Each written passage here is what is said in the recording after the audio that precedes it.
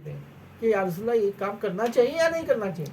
تو صحابہ نے پوچھا یا رسول اللہ دور جہالت میں ہم لوگ صفا مروہ پہ دوڑ لگاتے تھے, کیا یہ اسلام میں جائز ہے؟ یہ صحابہ کا سوال تھا. اس کا یہ جواب دیا گیا کہ ہاں صفا مروہ میں دوڑ لگاؤ. یہ حضرت حاجرہ کی قربانی, عزم, صبر کا مظہر ہے. اکیلی رہی نا چھوٹے سے بچے کو لے کے, کوئی ان کے پاس تو گھوٹی بھی نہیں تھی, بچے کے پیٹ میں دکھے تو کیسی صافی ضرورت. اللہ ان کو رحم کرے, اسی کی رحمت ان پر سایہ کرے گی اور ایسے ہی لوگ سیدھے راستے پر ہیں. صفا اور مروہ کے درمیان صحیح کرنے میں کوئی حج نہیں, یہ حج کے اصل مناسک میں سے ہے. زمانہ جاہلیت میں جو مشرکین کیا کرتے تھے, یعنی صفا پر اصحاف اور مروہ پر نائلہ کے استان کا طواف, وہ مناسک حج میں تحریف کا نتیجہ. ہاں یہ نہیں کرنا کہ صفا کے اوپر انہوں نے جو بت رکھے تھے اور مروہ کے اوپر جو بت رکھے تھے وہ نہیں کرنا, ان کو ہٹا دو وہاں سے, نکالا گیا. جو برضا اور رغبت کوئی بھلائی کا کام کرے گا, اللہ اس کی قدر کرے گا اور وہ چیز سے باخبر. اب آگے ایک اور ہم کو ادب سکھایا گیا کہ انسان برضا و رغبت خود کے دل سے جو بھی بھلائی کا کام کرے گا تو اللہ اس کی قدر کرے گا. کتنی بڑی گارنٹی, کتنا بڑا تم کو سرٹیفکیٹ دیا جا رہا ہے. آج ہم کو کسی کاغذ کے اوپر, کوئی کاغذ کے اوپر کوئی لکھے تھے تو اس کی ضمانت کے طور پر مانگتے, اس کے اوپر ریوینیو اسٹامپ ہو تو اور بھی اچھا, اگر وہ بانڈ پیپر ہو تو اور اس کی بات ٹھوس ہو جاتی ہے, اگر وہ نوٹری کی جائے تو ہم بے فکر ہو جاتے ہیں, پھر رجسٹریشن کرتے ہیں نا کسی بھی چیز کا, گارنٹیڈ ہو جائے. یا اللہ کہہ رہا ہے کہ میں ان کی قدر کروں گا. اس سے بڑھ کے اور کیا گارنٹی چاہیے کہ جس کی قدر اللہ کرے, چاہے دنیا نہ قدر کرے, چاہے دنیا اس کو ایک دم فالتو سمجھے, کوئی مسئلہ نہیں. اللہ کہنا ہے کہ من کی قدر کرے. کن کی؟ یہ اللہ نے بتایا. ہم ڈھونڈے, سورہ بقرہ اٹھائے, موقع ہے, رمضان کا موقع ہے, ابھی جانے کے بعد قرآن کھولو, سورہ بقرہ کو پڑھو. جو لوگ ہماری نازل کی ہوئی روشن تعلیمات اور ہدایت کو چھپاتے, ہاں یہ اب یہ بہت خطرناک بات ہے, یہ مسلمانوں کے لیے خطرناک بات ہے کہ جو لوگ ہماری نازل کی ہوئی, سمجھ رہے ہو نا بات کو, کیا ہے نازل کی ہوئی؟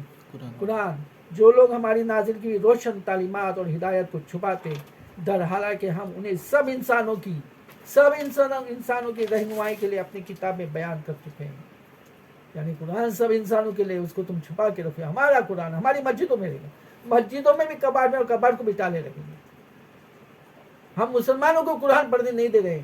آج مسلمانوں میں سے ایک گروہ ایسا نکلا ہے جو کہتا ہے کہ قرآن کو مت سمجھو.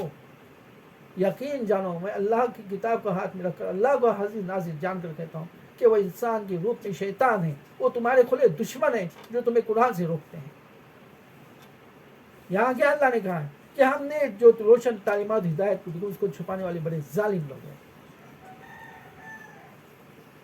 ہمیں مسلمانوں کو بھی روک رہے ہیں, غیر مسلموں کو کیا یہ لوگ قرآن دینے کی بات کریں گے, یہ مسلمانوں کو روک رہے ہیں. بڑے بے خوف ہو گئے ہیں اللہ سے, شیطان نے ان کے اوپر ایسا اثر کر دیا. اور شیطان تو کسی بھی روپ میں آئے گا. ایک نیک انسان, ایک دیندار انسان کے پاس شیطان اگر شرابی کے روپ میں آئے اور بولے کہ چل میرے ساتھ شراب پینے, جائے گا. اور نمازی انسان ایک دیندار انسان کے پاس آ جائے اور کہے کہ چلو میرے ساتھ زنا کرنا, جائے گا وہ دیندار؟ تو اس کے پاس تو اس کو دیندار بن کے ہی آنا پڑے گا نا, تب وہ مانے گا اس کی بات. تو تمہارے ساتھ بھی لوگ دیندار بن کر آئیں گے, کہیں گے کہ قرآن سے ہٹو. یاد رکھو یہ بات ہمیشہ کہ قرآن سے ہرگز نہیں ہٹنا. قرآن تو ہماری ہدایت کے لیے آئے. اب تو کہیں گے کہ قرآن سے تم گمراہ ہو جائے گے, استغفر اللہ العظیم, پھر ہدایت کہاں سے ملے گی؟ اور اللہ تعالیٰ نے کہا انسان کو گمراہ کرنے کے لیے قرآن بھیجا. اللہ تو کہہ رہا ہے کہ ہدایت کے لیے میں نے بھیجا. شیطان گمراہ کرے اس کو بچانے کے لیے میں نے بھیجا. شیطان کی زبان بولتے ہیں, ہمارے دشمن ہیں, بچو اس سے. خود قرآن پڑھو, کئی مفسرین کے ترجمے سب پڑھو, جتنا موقع ہے پڑھو. آج کل تو آسان ہو گیا, تمہارے موبائلس میں آ رہے ہیں نا ترجمے, آسان ہے. جس زبان میں چاہیے, جس کی چاہیے اس کی تفسیر پڑھو. بڑے مزے کر دیا اللہ تعالیٰ نے. اللہ تعالیٰ نے آسان کر دیا تھا کہ تمہاری پکڑ سخت ہو جائے. کسی زمانے میں ہمارے بزرگ کہہ سکتے تھے بھائی کتابیں مل نہیں رہی ہے, ترجمہ مل نہیں رہا ہے, پیسہ نہیں ہے میرے پاس ترجمہ خریدنے کے لیے. آج تو وہ نہیں کہہ سکتے ہو. آج تو ساری چیز کرنے کے لیے تمہارے پاس آسانیاں ہیں. آج تو سارن جیسے ایک دم کونے کوپرے کے گاؤں کے اندر انٹرنیٹ آ گیا تمہارے پاس, تم نہیں قرآن سے بچ سکتے. ابھی اللہ نے, نبی صلی اللہ علیہ وسلم نے کہا نا کہ قرب قیامت میں ہر گھر میں اسلام پہنچے گا. پہنچ گیا نا. آج تو ہندو لوگ بھی قرآن کا مطالعہ کر رہے ہیں. कौन तुम्हारा पास, लेकिन तुमने कुरान को क्यों छुपाया? ये अल्लाह कहे कि उनसे बढ़कर जालिम और कौन होगा जो हमारी तालीमात और हिदायत को छुपाते हैं, हालांकि हम उन्हें सब इंसानों की रहनुमाई के लिए अपनी इस किताब में बयान को छुपाएं। यकीन जानो अल्लाह उन पर लानत है। अल्लाह बहुत बड़ी बात है, अस्तगफार कहो फौरन, अल्लाह की उन पर लानत है, अल्लाह की लानत है उनके ऊपर। अगर मैं गलत कहना तो खोलो तुम लोग कुरान, सूरह बकरा की आखिरी आयत में इसमें देखो, पहले पारी की आखिरी आयत में अल्लाह उनके ऊपर लानत भेज रहा है। लानत ये है वो लोग जो कुरान से रोक रहे हैं, वो चाहे किसी रूप में हो, चाहे वो नमाजी हो, चाहे लंबी दाढ़ी वाले हो, कुर्ते वाले हो, कुछ भी हो, अगर कुरान से रोक रहे तो लानत है, अगर कुरान से रोक रहे तो। और जो नहीं रोक रहे वो अच्छे, वो अल्लाह या वो नबियों के वारिस है। मैं सारे लोगों के बारे में नहीं कह रहा हूँ, जो इस्लाम को कमा हक को पहुँचा रहे हैं, जो कुरान की तालीमात को आम कर रहे हैं, वो अल्लाह के नबी के वारिस हैं। और जो कुरान से रोक रहे हैं चाहे किसी भी रूप में, वो शैतान के वारिस है। अल्लाह के उन पर लानत ही अल्लाह ने कुरान में कहा है, मैं अपनी तरफ से नहीं कह रहा हूँ। और तमाम लानत करने वाले भी उन पर लानत भेजते। अल्लाह ने यहाँ पर रोक ही नहीं लगाई कि सिर्फ अल्लाह की लानत, बल्कि तमाम लानत करने वाले उनके ऊपर लानत भेजते। हकीकतन वो लानत ही के काबिल है कि अल्लाह सुब्हानहू तआला ने कुरान को इंसान की हिदायत के लिए भेजा, और ये उनसे लोगों को इंसानियत को रोक रहे हैं, तो उनके ऊपर लानत ही बरसनी चाहिए। अलबत्ता जो उस रविश से बाज आ जाए और अपने तर्ज अमल की इस्लाह कर ले, और जो कुछ छुपाते थे उसे बयान करने लगे। अब अल्लाह ने आगे और इलाज रख दिया, अल्लाह नहीं चाहता कि वो लानत ही बने। अल्लाह ने कहा कि अलबत्ता जो लोग अपने उस गलत अमल की इस्लाह कर ले, यानी छोड़ दे, उस रविश को से बाज आ जाए, वो जो कुरान से रोकने की जो आदत थी, मुख्तलिफ वीडियो बहानों से कहते थे ये कुरान मत पढ़ो, इसका कुरान मत पढ़ो, उसका कुरान मत पढ़ो, ये जो रोकने की आदत से रविश है, उससे बाज आ जाए और अपनी इस्लाह कर ले। सबसे पहले अपनी इस्लाह, यानी अल्लाह की नज़र में वो आलिम होने के बावजूद इस्लाह वाला नहीं, वो अपनी इस्लाह कर ले। और इस्लाह कैसी होगी? आगे अल्लाह ने कहा कि जो कुछ छुपाते थे उसे बयान करने लगे, यानी कुरान को आम करे, खुद करो अभी आम। देखना एक जगह पर सपोज दापोली में या हमारे गांव में अगर हुकूमत एक डॉक्टर को मुकर्रर कर दे और भेज दे कि भाई सारंग में डॉक्टर तू रहेगा, और वो लोगों को दवाइयाँ न दे, तो क्या हुकूमत उससे राज़ी रहेगी या उसको डंडे मारेगी?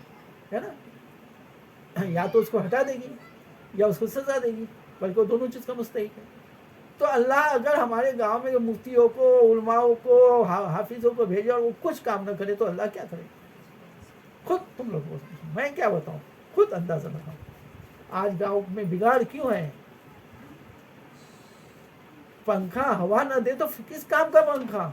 अगर बल्ब रोशनी न दे तो हम बल्ब को निकाल कर क्या करते हैं? फ्रिज में रखते हैं, संभाल के रखते हैं, चूमते हैं, फेंक देते हैं ना परे में जाके। तो जो काम जिसका जो फंक्शन है वो नहीं करेगा तो क्या होगा? और उसके बाद क्या नुकसान होगा? गर्मी होगी, पंखा नहीं चलेगा तो, बल्ब नहीं चलेगा तो अंधेरा होगा, इंसान को ठेस लगेगी, इंसान गिरेगा। तो आज यही हो रहा है, अगर तुम इस्लाह नहीं करोगे तो गांव बिगड़ेगा और उसके सब जिम्मेदार तुम हो जाओगे। तो जो कुछ छुपाते थे उसे बयान करने लगे, तो अल्लाह उनको माफ़ कर देगा और बड़ा दरगुजर करने वाला, रहम फरमाने वाला, अल्लाह उनको माफ़ कर देगा। ये अल्लाह ने बता दिया कि, और ये भी बताया कि वो दरगुजर करने वाला, माफ़ करने वाला, लेकिन शर्त यह है कि तुम अपनी इस्लाह कर लो। उसके बाद चौथाई पारी के ख़त्म तक तौहीद का मज़मून बयान किया। आगे वहदानियत की बातें आ रही हैं, जो दिन की असल बुनियाद है। असल बुनियाद वहदानियत, वाहिद वाहिद वाहिद। क्यों वाहिद? कभी गौर करो ना इसके ऊपर। कुरान बार बार कहता है कि गौर करो, हर चीज़ पे गौर करो। गौर करो कि तुम वज़ू क्यों करते हो, गौर करो कि तुम लोग सजदा पहले क्यों नहीं करते, रुकू पहले क्यों नहीं करते, पहले रकात में क़याम में खड़े क्यों होते हो, गौर करो। तो यहाँ भी बताया जा रहा है कि तुम लोग तो वहदानियत क्यों? क्योंकि एक से ज़्यादा हो जाएगा तो इंतशार मसला बनेगा। अब ये जो लोग जितने कई खुदाओं को पूछते हैं, तो एक खुदा कहेगा यहाँ से निकल तुम सूरज को, दूसरा कहेगा वहाँ से निकल, क्या होगा? तो ये नहीं, इसलिए वहदानियत, खालिस वहदानियत में खालिस है। अरे तुम लोग ज़रा गौर करो, इंसान ज़रा गौर करें कि क्या उसके वो अपने बाप के मामले में शरीक समझता है? वो कहता है किसी को कि मेरे दो बाप थे? कहता है कोई इंसान कि उसके दो बाप थे? वहाँ वो खालिस है कि नहीं, मेरा एक ही बाप है। کیونکہ سب سے پہلی تہمت تو خود اپنی زبان سے اپنی ماں پہ لگا رہے ہیں، خود تہمت لگا رہے ہیں.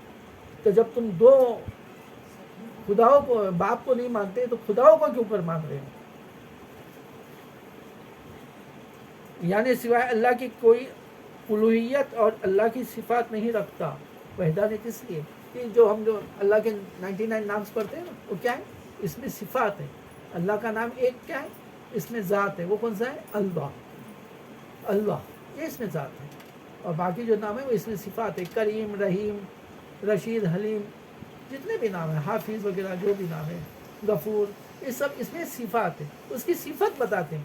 کریم ہے، کرم کرنے والا. وہ رحیم ہے، رحم کرنے والا. وہ رحمان ہے، مہربان ہے. وہ غفور ہے، مغفرت کرنے والا ہے. وہ ستار ہے، چھپانے والا ہے. وہ جبار ہے، پکڑ ہے اس کی مضبوط. یہ صفات ہے. تو ان کسی بھی صفت میں ہم اللہ کے ساتھ کسی کو شریک نہ کریں.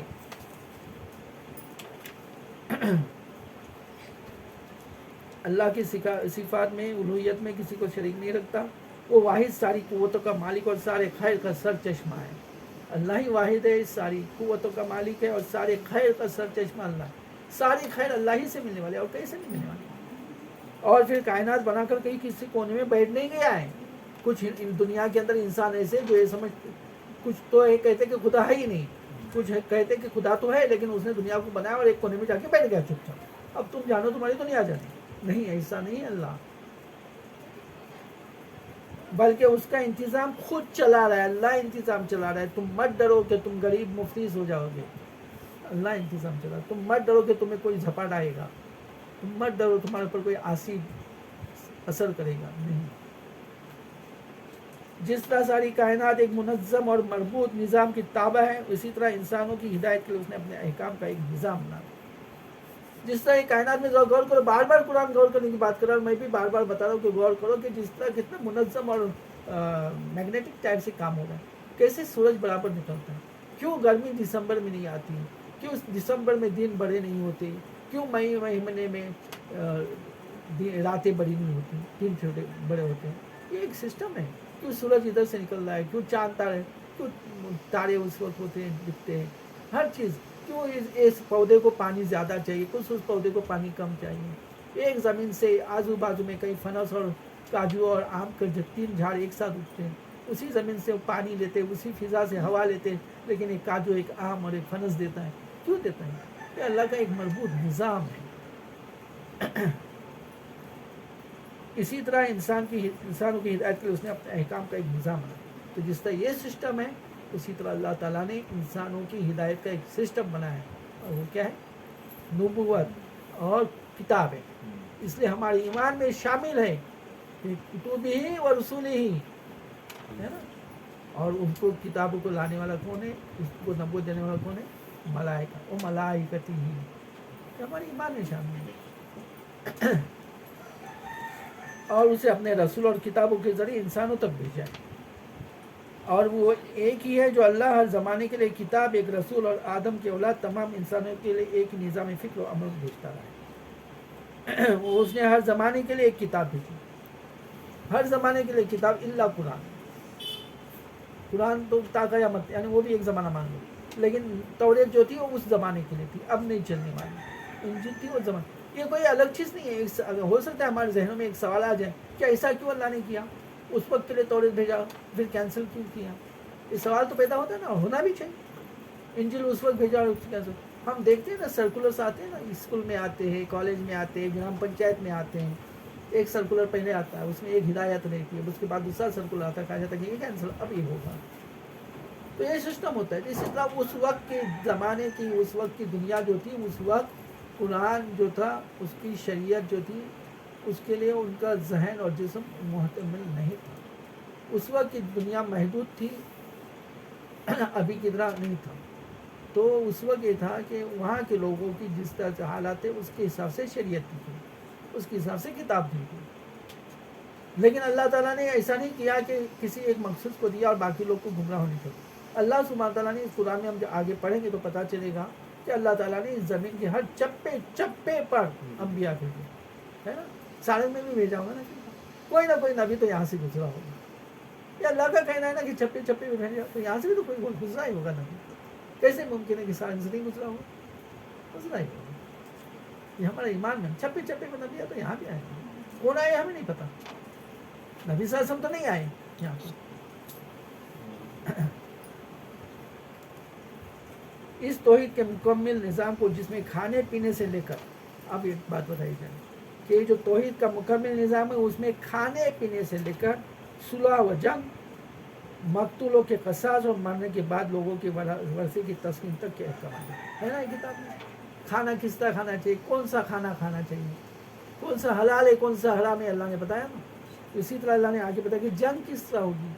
मैंने पहले बताया कि झगड़े के भी जंग किस तरह होगी। ऐसे ही नहीं कि ले जाके यूक्रेन के ऊपर हमला कर दो या रूस के ऊपर हमला कर दो, नहीं। जंग कैसे ही, वो अहकाम है इस कुरान के अंदर। मकतूलों के कसास, मकतूल यानी जिसे कत्ल किया गया, उनका कसास किस तरह अदा किया, उनका हक है। एक इंसान को नाहक तुमने कत्ल कर दिया, अब उसका हक है, उसका कसास किस तरह अदा किया जाएगा। जिसने कत्ल किया उसको मारो, वो इस कुरान के अंदर है। और मरने के बाद जो हमारी वरासत है उसकी कैसी तकसीम होगी, वो इसके अंदर है। तो ये बताओ कि अब ज़रा गौर करो, मैं बार बार गौर की बात कर रहा हूँ, ज़रा ध्यान से सुनो और गौर करो कि इसके अंदर खाने पीने की बातें हैं। मुर्दा खाना खाता है कोई? जिसम मर गया वो खाना खाएगा? नहीं खाएगा। सुलह व जंग की बातें हैं, मुर्दा जंग करता है? मुर्दा सुलह कर सकता है? नहीं कर सकता। मकतूलों के कसास, अगर किसी को कत्ल किया गया तो दूसरा मुर्दा उठ के उसका बदला ले सकता है? नहीं ले सकता। वरासत की तकसीम, एक आदमी मर गया है, उसके दादा मर गया, अब उसका बाप भी मर गया, तो मरा हुआ दादा बेटे की तकसीम कर सकता है? मरा हुआ। तो फिर एक कुरान मुर्दों को सुनाने का क्या हासिल? ये कुरान जिंदों से किताब कर रहा है या मुर्दों से किताब कर रहा है? गौर करो इसको। हाँ, हमारा हाल तो यह है कि मुर्दों को सुनाने के वरासत इस तरह तकसीम करो, तो मर गया, जिंदा होता तब सुनाना चाहिए था। हम उससे करें कि जंग झगड़ा इस तरह करो, कहाँ, वो तो खत्म हो गया, अपने अंजाम को पहुंच गया। हम उसको करें कि हलाल ये खाना था और ये हराम था, अरे वो तो मर चुका, अब अपने अंजाम को पहुंच गया। ये किताब जिंदों से किताब करती है, मुर्दों से नहीं। खुदारा इस किताब को जिंदों को सुनाओ और जिंदगियां बदलो। यहाँ पर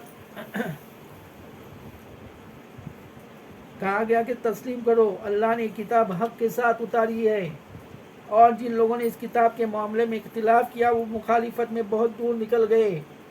ये आखिरी बात देखो बताई जाएगी कि अल्लाह ने किताब हक के साथ उतारी है। अब इससे इख्तिलाफ तुमने किया कि हम सुनेंगे नहीं सुनेंगे, हम समझेंगे नहीं समझेंगे, चाहे तो मानेंगे चाहे तो नहीं मानेंगे, नहीं। तुमने अगर इख्तिलाफ किया, तुमने अगर नहीं सुना, तुमने अगर नहीं समझा, तुमने अगर उसकी समझने की और उसके ऊपर अमल करने की कोशिश नहीं की, तो तुमने मुखालफत की और बहुत दूर निकल गए। किससे दूर निकल गए? बहुत दूर निकल गए। अल्लाह करे किससे?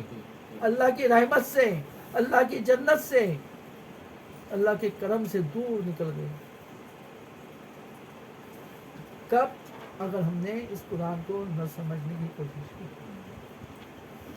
यहाँ पर पहली तरावी का बयान ख़त्म हुआ। अल्लाह ताला हम सबको कुरान पढ़ने, उसको समझने, उस पर अमल करने की और उसको दूसरों तक पहुँचाने की तौफीक अता फरमाए। अल्लाह इसकी बरकतों से हमारे गांव में, हमारे शहर में, हमारे मुल्क के जो हालात नासाजगार हो रहे हैं और आलम इस्लाम के जो हालात नासाजगार हो रहे हैं, उसके ऊपर रहम करे और उसके हालात को बदले और हम सब के लिए खैर और बरकत का बात है। अल्लाह ताला से दुआ है, अल्लाह हमें रमज़ान की रहमतें, मग़फ़िरतें, बरकतें अता फरमाए और इससे कई रमज़ान अता फरमाए ताकि हम हमारी गुनाह खता की बख्शिश करा सकें, अल्लाह की रज़ा हासिल कर सकें, अल्लाह को राज़ी करने की कोशिश कर सकें। या अल्लाह, जो गुज़िश्ता दिनों हमारी जो दिन गफलत में गुजरे हैं उसको तुम माफ़ कर और आइंदा हमको हिदायत, हिम्मत और हौसला और फ़हम और अकल समझ अता करके हम तेरे कुरान को समझे और लोगों तक पहुँचाने की कोशिश करें। तो आखिर दावा अल्हम्दुलिल्लाह।